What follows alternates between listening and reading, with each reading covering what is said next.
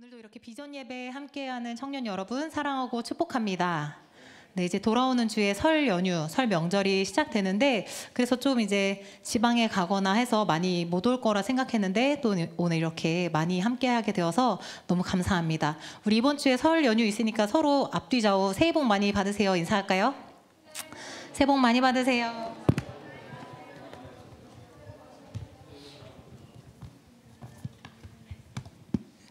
네, 새해 복 많이 받으세요. 네, 여러분들 이제 새해 복 많이 받으세요 인사했는데 어떤 복을 받고 싶으십니까? 2025년 어떤 복을 받고 싶으세요?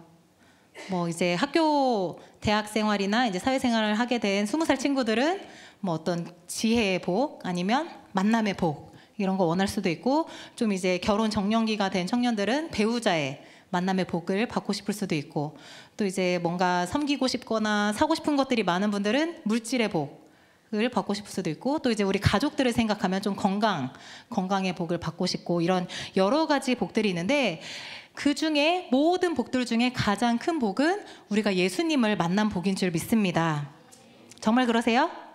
네, 우리 찬양의 가사 중에도 있는데요. 나의 평생에 가장 복된 일은 내가 예수님을 만난 것이라. 나의 평생에 가장 잘한 일은 내가 예수를 주로 섬긴 것이라. 이런 고백이 있는데 정말 예수님을 믿고 예수님을 나의 주인으로 믿고 따르는 그 삶이 가장 복된 것이라는 것을 알고 그것을 감사할 수 있는 우리 청년 여러분이 되었으면 좋겠습니다.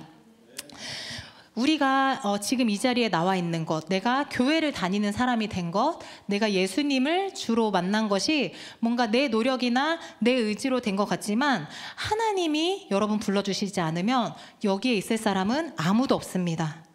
여러분들 한번 생각해 보세요. 어떻게 맨 처음에 교회 오게 되셨나요? 내가 뭐 예수마을교회가 처음 교회일 수도 있고 아니면 다른 교회 다니다 오셨을 수도 있는데 제일 처음에 교회라는 곳을 어떻게 다니게 되셨습니까? 저는 이제 모태신앙이라고 하죠. 부모님이 교회를 다니시니까 뱃속에서부터 뭐 어쩔 수 없이 아니면 자연스럽게 그냥 다니게 되었는데, 어떤 분들은 저처럼 이렇게 부모님을 따라서 교회에 나오게 된 분들도 있고, 또 어떤 분들은 누가 우리 한번 교회 가보자 이렇게 전도하는 말 때문에 교회에 처음 오신 경우도 있을 거고, 어떤 분들은 그냥 스스로 좀 힘든 일이 있거나 아니면 좀 궁금해서 자발적으로 교회에 오게 된 분들도 있을 것입니다. 그런데 어떻게 처음 교회에 오게 되었든지 우리 모두가 이 자리에 있는 것은 하나님이 불러주셨기 때문에 이 자리에 있습니다. 요한복음 6장 44절에 이렇게 말씀하는데요. 나를 보내신 아버지께서 이끌지 아니하시면 아무도 내게 올 수 없다. 하나님이 불러주시지 않으면 아무도 예수님께 나올 수 없다라는 말씀입니다. 그런데 이렇게 주님께서 우리를 불러주셔서 교회 다니게 해주셨고 예수님 믿게 해주셨는데, 이 구원을 받은 우리 모두에게 하나님이 주신 사명이 있습니다. 바로 전도입니다. 그래서 오늘은 우리가 말씀 제목 띄워주시겠어요? 제목 같이 읽어보겠습니다. 시작. 전도자로 일어나라 라는 제목으로 함께 말씀을 나누려고 하는데요. 우리 예수마을교회 2025년 표어가 무엇인지 아십니까?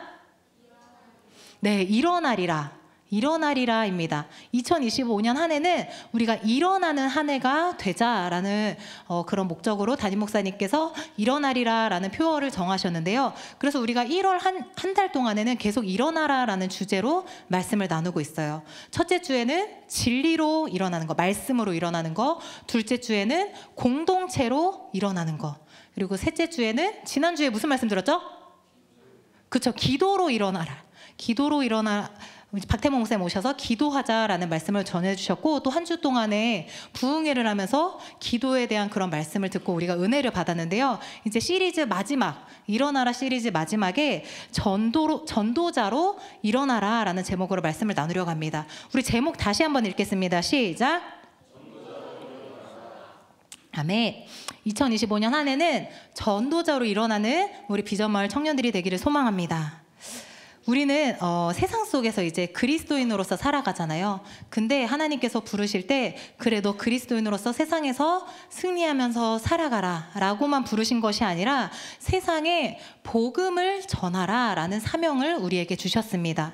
오늘 본문 우리가 읽은 사도행전 2장 말씀은 이제 베드로와 성도들이 교회에 모여서 간절히 기도했어요. 예수님이 약속하신 성령을 주십시오 하고 기도했더니 정말 하나님께서 성령을 각 사람 가운데 부어주셨습니다.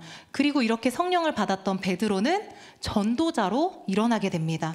그가 이제 담대하게 예수님의 죽음과 부활, 그거를 이제 사람들에게 선포하면서 회중들에게, 그러니까 회개하고 세례를 받으라라고 구원의 복음을 권면합니다.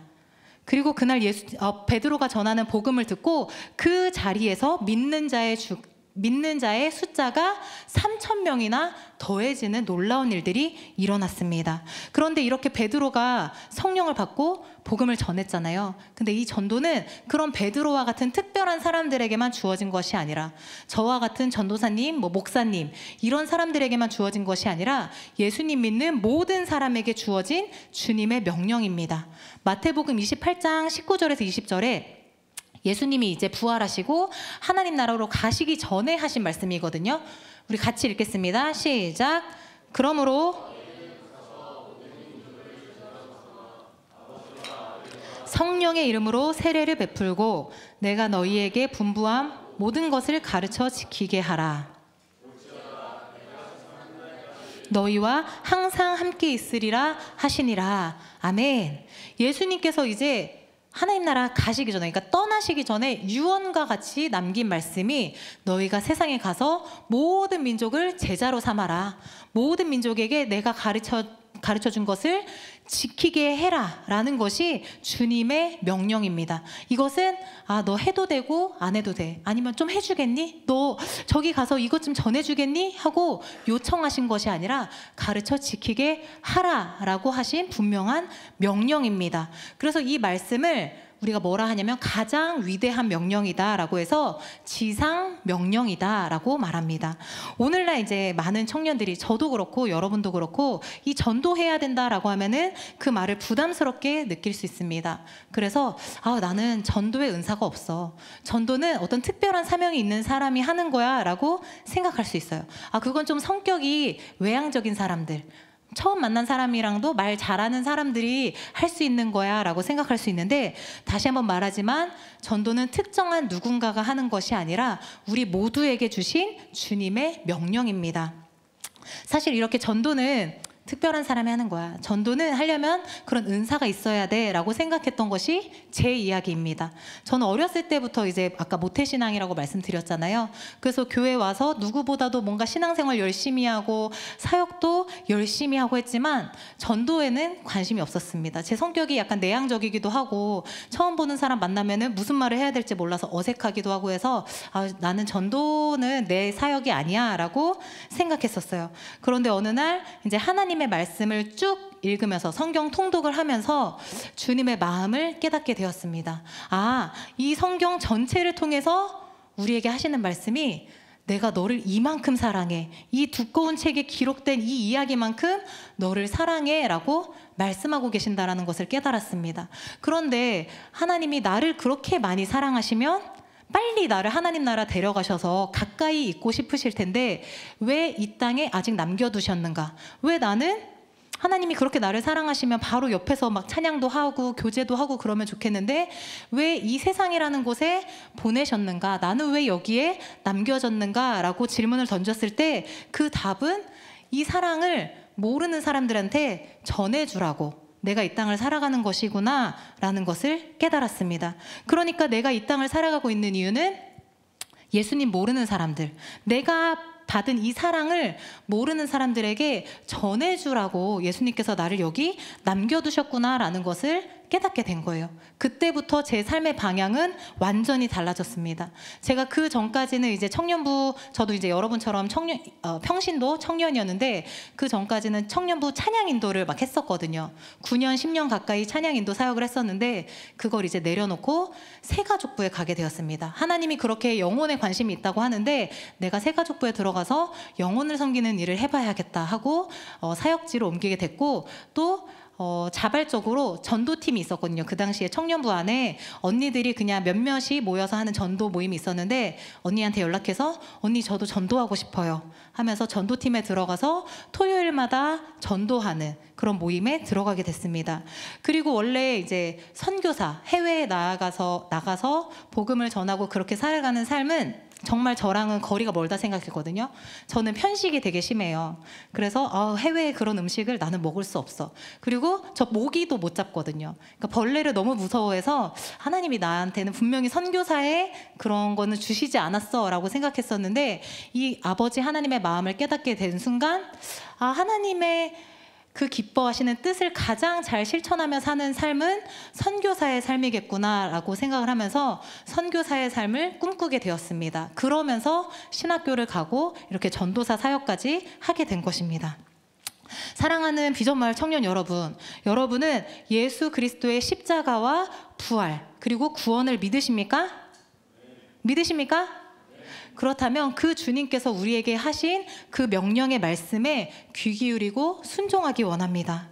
우리 대신 죽으셨다가 살아나신 예수님께서 땅끝까지 이르러 복음을 전하는 증인이 되라라고 말씀하십니다. 디모데전서 2장 4절 말씀 우리 같이 읽겠습니다. 시작.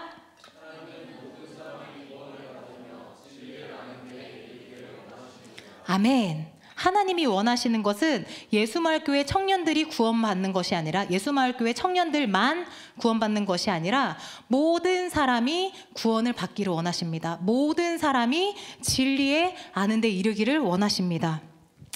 제가 지난주에 이제 목자 모임하면서 잠깐 나눴던 내용인데요. 제가 1월 초에 결혼을 했잖아요. 그리고 신혼여행으로 이제 태국에 있는 방콕을 다녀왔는데 태국이 불교 국가잖아요. 그러니까 이제 어디든지 가면은 다 사원이 있고 그 사원에 가면은 정말 열심히 예불을 드리는 사람들이 되게 많습니다. 그냥 그 나라는 불교가 종교이고 문화이고 모든 것인 나라인데요. 이제 처음에 그들을 보면은 막 이제 안타까운 마음이 드는 거예요.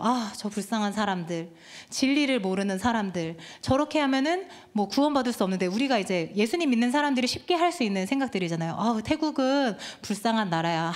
예수님도 모르고 구원 못 받는 나라야. 진짜를 알아야 되는데 라고 저도 이제 여행하는 동안 그런 생각들을 했었는데 이제 돌아와서 가만히 묵상하면서 기도를 해보니까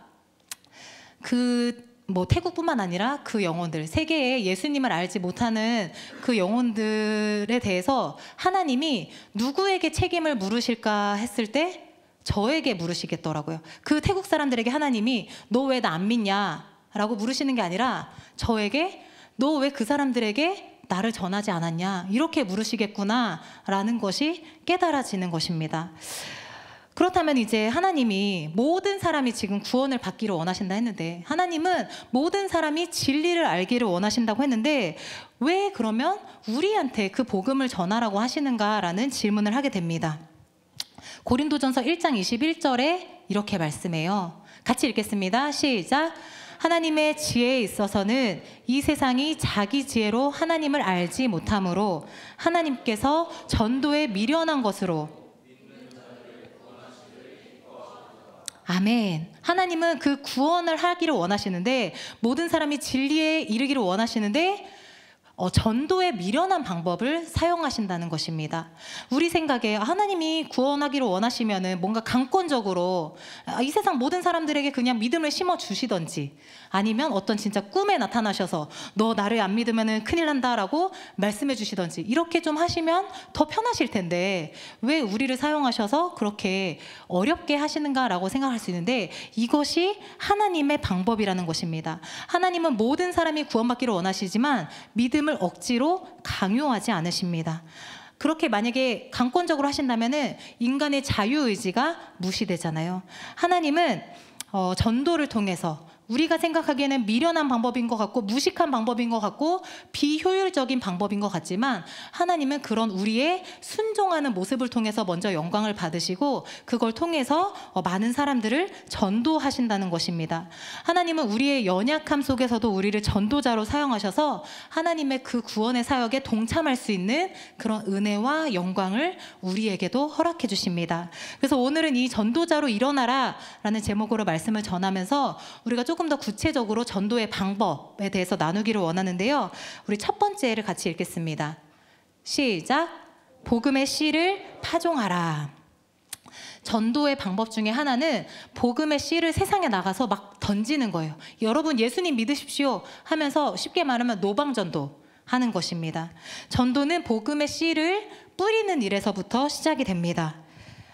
예수님께서 말씀하시기를 때를 얻든지 못 얻든지 듣든지 아니 듣든지 복음을 전하라 라고 말씀하시는데요. 디모데후서 4장 2절에 너는 말씀을 전파하라. 때를 얻든지 못 얻든지 항상 힘쓰라 라고 말씀하고 있습니다. 그래서 우리가 길 가다 보면은 예수님 믿으세요 하고 복음을 전하는 교회들이 있잖아요. 그렇게 복음의 씨를 파종하는 것입니다. 오늘 본문인 사도행전 2장에서도 베드로가 이렇게 복음의 씨를 던지고 있습니다.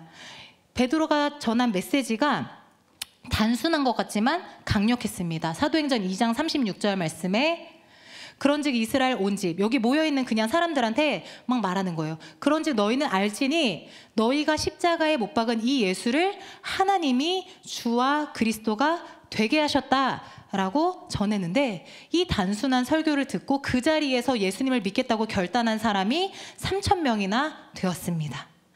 요한복음 4장에서 예수님께서 한 여인을 만나셨는데요.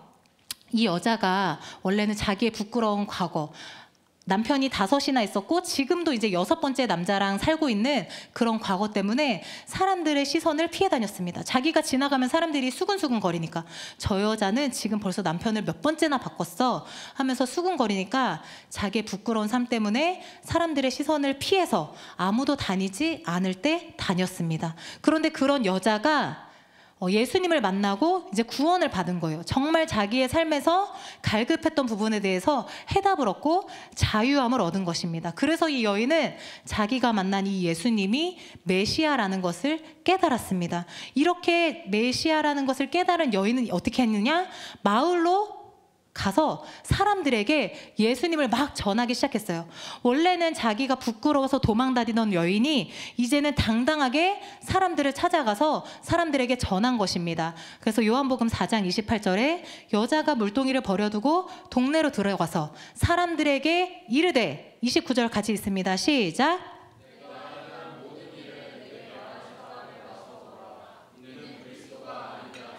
아멘. 자기가 원래는 부끄러워서 도망다니던 여인이 이제는 구원을 받고 나자 사람들에게 가서 여러분 보십시오.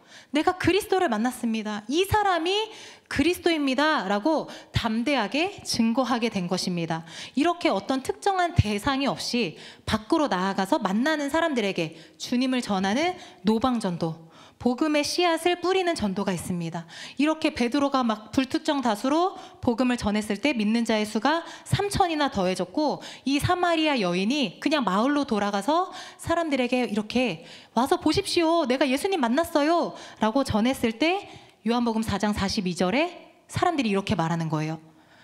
그 여자에게 말하되 우리가 예수님을 믿게 됐는데 이 믿게 된 것은 너 말로 인하는 게 아니고 우리가 진짜 예수님 만나고 친히 듣고 그가 세상의 구주인 것을 깨달았다. 그러니까 많은 마을 사람들이 이 여인의 전도를 통해서 예수님을 믿게 된 것입니다. 그런데 이렇게 세상에 나가서 우리가 진짜 담대하게 내가 좀 성령 충만해져서 복음을 전해야겠어 하면서 노방 전도를 막 할 때 베드로처럼 아니면 이 여인처럼 믿는 자의 수가 그 자리에서 많아지면 좋을 텐데 그렇지 않을 때가 더 많습니다. 그래서 이 방법은 뭔가 비효율적이야 라면서 포기하게 될 때가 많은데요. 제가 이제 노방전도라고 하면은 정말 좋아하는 예화가 있습니다. 호주의 프랭크 제너라는 사람의 이야기입니다. 여러분 중에서도 아마 들어보신 분들이 많이 있을 거예요. 이 할아버지는 호주 시드니의 조지가에서 무명의 전도자로 지나가는 사람들에게 이렇게 말했습니다. 우리 같이 읽어볼까요? 시작. 실례합니다. 당신은 천국에 갈 수 있습니까? 그냥 만나는 사람에게 이렇게만 던진 거예요. 같은 시간, 같은 장소에서 40년 동안 이렇게 전했는데 그 자리에서 제가 예수님을 믿겠습니다 하는 사람이 한 사람도 없었습니다. 그래서 이제 이 할아버지가 건강이 약화되고 몸이 약해졌을 때 아, 내가 했던 전도 방법은 실패했나 보다. 내가 그래도 복음의 열정을 가지고 세상에 나가서 전도했는데 그게 비효율적이었고 실패했나 보다 하면서 낙심하고 있었습니다. 그런데 이제 호주에서 훨씬 떨어진 영국에서, 그리고 미국에서, 인도에서, 각국에서 어떻게 예수님을 처음 믿게 됐습니까? 라고 물었을 때 이런 고백들이 나오는 거예요. 제가 호주에 여행 갔을 때 지나가고 있었는데 어떤 할아버지가 실례합니다. 당신은 구원받으셨습니까? 당신이 만약 오늘 밤 죽는다면 천국에 갈 수 있습니까? 이 질문을 들었는데 내가 다시 영국에 돌아와 보니 그 질문이 계속 생각나서 교회에 처음 가게 되었습니다. 이런 고백들이 영국에서, 미국에서, 인도에서도 생겨났고, 또 인도의 어떤 선교사님도 이 할아버지의 전도를 듣고 자신의 나라로 돌아와서 내가 선교사가 되었습니다. 이런 고백들이 각국에서 일어나기 시작했습니다. 그래서 한 목사님이 이런 고백들에 흥미를 갖고, 그래서 이 할아버지를 통해서 전도된 사람이 얼마나 되는가라고 조사를 해봤는데 자기가 확인한 것만 14만 6천 명이나 되었다는 것을 알게 되었습니다. 그래서 이 목사님이 호주에 찾아가서 이 할아버지를 찾아가서 할아버지의 전도를 듣고 제가 조사한 것만 구원받은 사람이 14만 6천 명이나 됩니다 라고 이야기를 해주었고, 할아버지는 그 순간 눈물을 흘리면서 정말 감격하고 내가 이제는 기쁨으로 하나님 나라에 갈 수 있겠습니다 라고 고백했다라는 예화입니다. 정말 우리에게 우리가 전도하는 것이, 세상에 나가서 막 뿌리는 것이 흩어 없어지는 것 같지만 하나도 없어지지 않고 듣는 사람의 마음에 남아서 그 구원의 역사는 하나님이 이루시는구나 라는 것을 깨닫게 해주는 귀한 교훈이 되는 예화입니다. 제가 이제 청년부 오기 전에 아동부에서 한 4년 가까이 사역을 하면서 이 이야기를 전한 적이 있었어요. 그랬더니 아이들의 마음에도 감동과 도전이 된 거예요. 그래서 그날 몇 명의 아이들이 예배 끝나고 저를 찾아왔습니다. 전도사님, 저희가 전도를 해야 될 것 같아요. 저희도 이제 나가서 좀 복음을 전해야 될 것 같아요 하면서 처음에 4-5명의 아이들이 모여서 여기 다산공원에 나가서 전도를 시작했는데 그게 지금까지 4년째 이어지고 있더라고요. 지금도 제가 이렇게 보면은 아이들이 12시 예배 끝나고 와서 꼭 사무실에 와서 기도받고 가거든요. 전도사님한테 기도받고 이제 나가서 복음을 전하고 돌아옵니다. 지금은 또 원래 처음에 4-5명이 시작했는데 10명이 넘는 아이들이 모여가지고 복음을 전하고 있고요. 처음에는 공원에, 다산공원에서 어린이들만 대상으로 복음을 전하다가 이제 전도하는 친구들이 많아지니까 여기 중앙시장에도 나가고 지하철역에도 나가서 복음을 전하는 일들이 있습니다. 그런데 우리 아이들이 이렇게 예수님 믿으세요, 자기들이 전도지 만들어서 사탕 붙여서 이렇게 나눠주거든요. 그렇게 나눠줄 때 좋은 일만 있는 게 아니에요. 아이들이 전하다가 무시당하는 일도 있고요.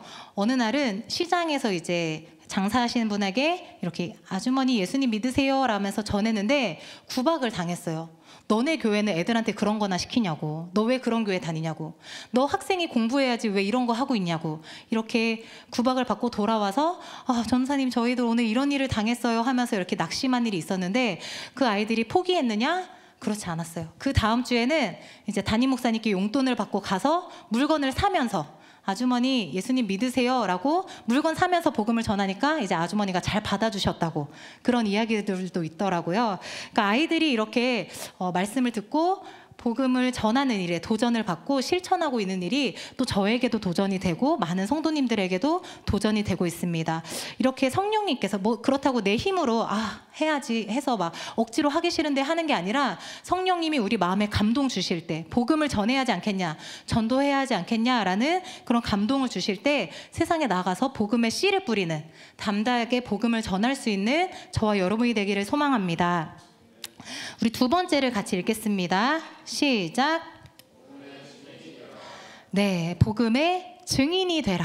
우리 첫 번째는 씨를 뿌리는 거였잖아요. 그거는 조금 더 뭔가 불특정 다수를 대상으로 예수님 믿으세요 라고 전했던 거라면, 두 번째는 좀 더 구체적으로 이제는 증인의 역할을 하는 것입니다. 증인은 뭐 하는 사람이에요?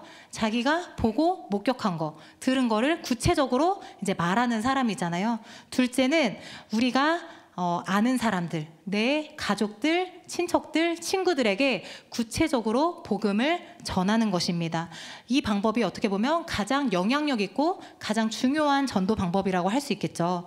여러분 중에서도 이제 가족들이 믿지 않는데 나 혼자 신앙생활하는 청년들도 계실 거고, 또 교제하고 있는 이성 친구가 예수님 믿지 않아서 전도해야 되는데, 예수님 믿어야 하는데 라고 기도하고 있는 청년들도 있을 거고, 또 친구나 이제 직장 생활 하는 데서 만나는 사람들에게 그 사람들을 좀 전도하고 싶은데 라고 생각하는 청년들이 있을 것입니다.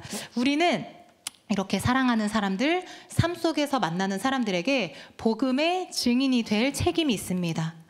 요한복음 1장에 보면 이렇게 내 아는 사람에게 복음을 증거하는 일이 기록이 되어 있는데요. 먼저 요한복음 1장 40절에서 42절에 보면 시몬 베드로의 형제 안드레가 먼저 예수님을 만났습니다. 다음 절 볼까요? 그래서 예수님 만난 이 안드레가 자기 형제 시몬을 찾아가는 거예요. 베드로가 나중에 예수님이 붙여주신 이름이고 원래는 시몬이거든요. 이 안드레가 시몬을 찾아가서 우리가 메시아를 만났다라고 전했습니다. 42절에. 그래서 데리고 예수님께 왔습니다. 베드로를 데리고 예수님께 온 거예요. 그랬더니 예수님이 너가 요한의 아들 시몬이니 앞으로는 게바라 하리라. 게바는 번역하면 베드로라 라면서 이렇게 베드로가 전도되어서 예수님께 온 것을 알 수 있습니다. 또 그 다음 절에도 보면요, 빌립이라는 사람이 먼저 예수님을 만나고 나다나엘에게 예수님을 소개하는 말씀이 기록되어 있습니다. 45절 46절에 빌립이 이제 예수님 만나고서 나다나엘을 찾아간 거예요. 그리고 말합니다. 나다나엘, 내 친구 나다나엘아, 우리 성경, 구약 성경에 기록된 그 메시아 내가 만났어. 바로 누군지 알아? 나사렛 예수가 그 메시아야 라면서 전하고, 46절에 나다나엘이 이제 말하는 거예요. 에이, 말도 안 돼. 어떻게 나사렛 그 시골 동네에서 메시아가 날 수 있어? 말도 안 돼. 라고 빌립이 나다나엘이 의심하니까 빌립이 어떻게 하느냐? 일단 와봐. 와서 너가 만나봐. 라고 하면서 전도한 장면이 바로 이렇게 요한복음에 기록되어 있습니다. 이렇게 내가 아는 사람, 친구, 가족에게 예수님을 소개하고 내가 만난 거를 간증하는 것이 가장 중요한 관계 전도인데요. 이 관계 전도에서 여러분이 꼭 기억해야 할 것은 기도가 앞장서야 한다라는 것입니다. 관계 안에서 내가 아무리 막 좋은 말로, 멋진 말로 설득하려고 해도 되지 않아요. 그거에 앞서서 가장 중요한 것이 무엇이냐? 성령님이 역사하시도록 기도해야 한다라는 것입니다. 어떻게 기도하냐면요, 골로새서 4장 3절에 기록되어 있어요. 우리 같이 읽겠습니다. 시작.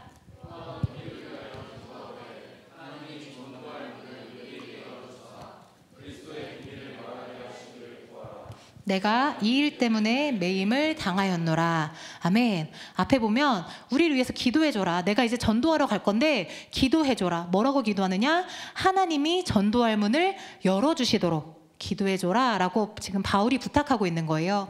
여러분들도 내가 뭔가 복음을 전하고 싶은 사람, 전도하고 싶은 사람이 있을 때 하나님이 전도할 문을 열어주시도록 기도해야 합니다. 그래서 나 혼자도 기도하지만 우리 목장에도 나누고, 내가 이 친구를 전도하고 싶은데, 내가 우리 엄마를 전도하고 싶은데 하나님이 전도할 문을 열어주시도록 같이 기도해 주세요 하면서 함께 기도하면서 준비해야 합니다. 그리고 관계 전도에 있어서 또 절대 잊지 말아야 할 것이 무엇이냐면 포기하지 말라는 것입니다. 내가 정말 열심히 기도하고 정말 용기 내서 복음을 전했어요. 우리 교회 한번 가보자. 그랬을 때 같이 와주면 정말 베스트인데 그런 경우가 많지 않습니다. 무시당하거나 오히려 기분 나빠하거나 그럴 때들 여러분이 많이 경험하셨을 텐데요. 그럼에도 불구하고 중요한 것은 포기하지 말라라는 것입니다. 내가 정말 몇 년 동안이나 그 사람을 놓고 기도하고 전도했는데도 열매가 없는 것 같을 때, 상대방이 너무 강경하게 반대할 때, 저 사람은 아닌가 보다 라고 포기하고 싶어질 때가 있습니다. 그런데 전도의 결과는 하나님의 손에 달려있다는 것을 기억하고 포기하지 말아야 합니다. 고린도전서 3장 6절 7절 말씀 같이 읽을게요. 시작.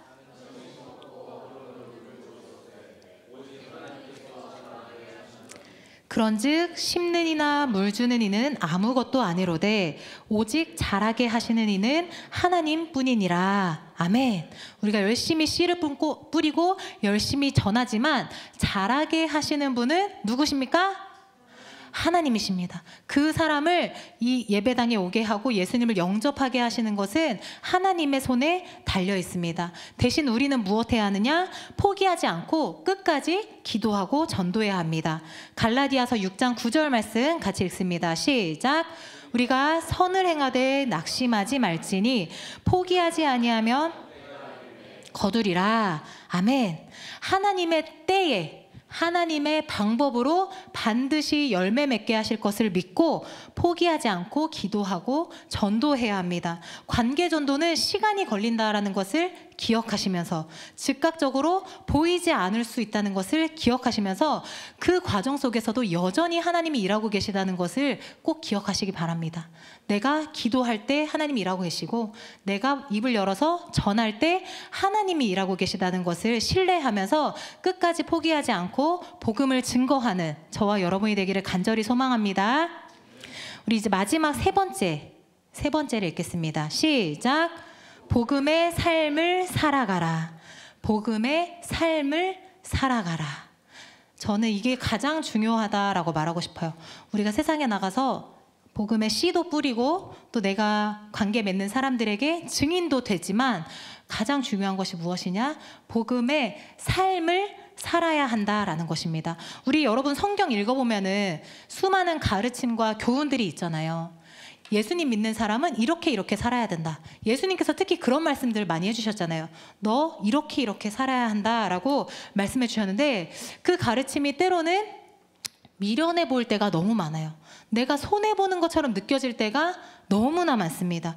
마태복음 5장 39절에 보면 오른뺨 맞으면 왼뺨도 돌려대라 라고 예수님 말씀하세요. 왜요? 너무 부당한데요? 말이 안 되는데요? 라고 생각돼요. 또 마태복음 5장 44절에는 원수를 사랑하고 너를 괴롭히는 사람을 위해서 기도해라. 너 힘들게 하는 사람을 위해서 기도해라 라고 예수님이 말씀하십니다. 도대체 왜 그래야 합니까? 왜 나는 맨날 손해보는 선택만 해야 합니까? 라고 할 수 있는데 그 이유가 무엇이냐? 전도하기 위해서입니다. 너의 그 모습을 보고 그 사람이 예수님 믿을 수 있다면 너의 그런 희생하는 모습을 보고 그 안에서 그 사람이 예수님의 모습을 발견할 수 있도록 하라라는 것입니다. 마태복음 5장 16절 같이 읽을게요. 시작. 이같이 너희 빛이